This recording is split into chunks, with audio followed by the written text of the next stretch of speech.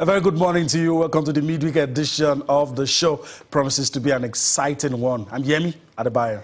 And I'm Cecilia Amogbe, and this morning we're starting with the Nigerian Professional Football League match day 2. We get us talking today, and the big one I'm looking forward to is the game between Plateau United and Rivers United today. And of course, MFM will also be at home in their first home game. We'll see if they can, bounce back from the defeat they suffered away from home and just start the season on a good note. So if you're in and around the Soccer Temple, as they call it now, that's Agege Stadium, you can go watch MFM as they try to do business on week 2, Nigeria Professional Football League. All right, let's go to England, but we're still talking about in Nigeria, Super Eagles forward Kelechi Iheanacho scores twice to send Leicester City to the next round of the FA Cup and makes history with the video assistant referee after his goal was, it was a goal. It was initially ruled offside, but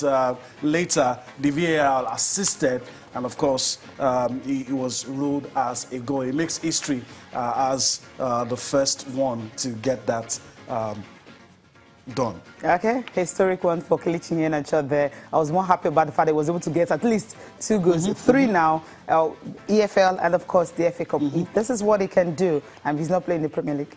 Not so okay, 436 minutes, right? It's so far. All right, still on the show, we're talking about boxing. Well, we told you that the fight has been confirmed, but the thing is, Anthony Joshua right now, he's superhuman. He says no human being can beat him. Joseph Parker is the one standing right there, but can he do it in March 31st? We get to hear from Anthony Joshua how superhuman he really is.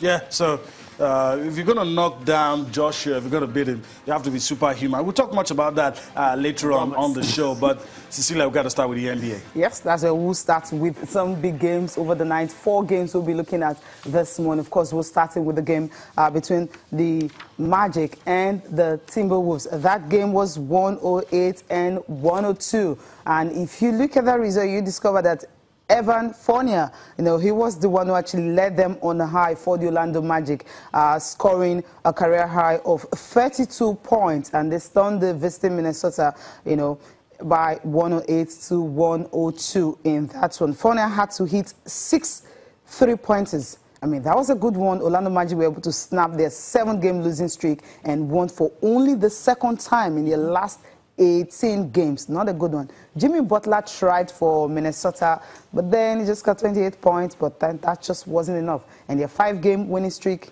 snapped by the Magic. Okay, the Denver Nuggets and the Dallas Mavericks. It was Nikola Jokic who scored 29 points and grabbed 18 rebounds. And that was how the Denver Nuggets were able to get that victory. It was very tight one. Though, yeah, very tight victory over the Dallas Mavericks. And the other game, Portland Trail Blazers and the Phoenix Suns. It was the Blazers who just blazed the train. Damian Lillard once again and CJ McCollum combining for 58 points. Portland Trail Blazers outgunning the Phoenix Suns by 118 to 101. Lillard finished with 31 points on just 19 short attempts, and that's huge. He also dished out 7 assists, while of course McCollum contributing 27 points in that one. I think the big one that we won't focus on, yes, that's the feature game for today. The Boston Celtics and the Pelicans as well. Boston Celtics, well, the 7-game winning streak finally coming to an end. Well, it was Kyrie Irving. Yeah, he was there at 27 points, but not enough. Marcus Smart, also Jaylen Brown, all of them chipping in as much as 16 points. Hal Horford also having 14.9 rebounds and 6 assists for them. But then the night belongs to who? Anthony Davis. Obviously. That was the guy who got the better of the Boston Celtics. He had 48 points, at the weekend in New York on Sunday. But this time around, 45 minutes he played. The points. We talked about him on Monday. Yes. We're talking about him again. Today. 45 minutes on court. The stats, very good. Cecilia, 45 points, rebounds, 16, assists, 2, and to cap it all up, his team won. Very close, very close game. Did it in overtime, but, sweet victory.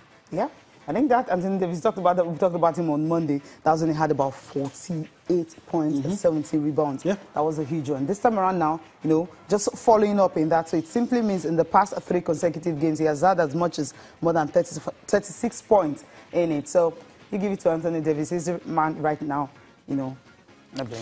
All right, take a bow wherever you are. Anthony Davis, just more consistent performances, and who knows, your team might just, upset, upset the favorites, the odds, and change everything. All right, let's go to boxing. Well, I don't want to say the most eagerly anticipated bout, but anticipated nonetheless. Anthony Joshua and Joseph Parker crossed the line. It's done. First press conference, and a lot of jibes being thrown around. And well, it's clean. That's why I love it. Clean. Well, clean. No foul words, no swear words. That's good. Both boxers, I mean, you have to give them credit. Guys who love to do the talking in the ring. But Joseph Parker, to me, seems like wants to be using every opportunity in a subtle way, but trying to get under Joshua's skin. I say, look, you have a soft jaw. He mentioned the guys that have knocked down Joshua before. And he said, look, people don't seem to remember. You got knocked down with Vlad, you got knocked down with this guy, you got knocked down with that guy. And that made Anthony, Joshua to come out to say, if you think that's going to happen, you have to be a superhuman. Yeah, because, I mean, he's been knocked down through the so-called weak chin, and he's been able to stand up and continue. But you know what? We'll listen to Anthony Joshua first, how superhuman he is, and, of course, how well he's going to work on that weakness that people are talking about for him to take out Parker. Thank you very much. The rumours that you have heard, they're fake news. Hand on my heart. So PR, whatever you want to use it for, is between you and your camp. But in terms of facts, I speak on those 3 times. And as I said, what I have learned in those times of adversity and going through storm is that it will take more than any human to stop me on this journey. Well, I think we're all blessed with the ability to work hard. There's no doubt about that. But one thing that I think separates myself is the fact that I mix intelligence with hard work. So not only am I going to be in peak physical condition, I'm making sure my mind's in the right place as well at all times. So I'm looking forward to embrace the challenge, not only from a physical standpoint, but the mental challenge that will come with this fight as well. The focus is to win, and do whatever you can to win. And it's like I could be waiting for Joseph to throw a lazy jab the whole fight, but it could be something that he's brushed up on in this training camp. So in terms of his strengths and weaknesses, I don't know what they're going to work on this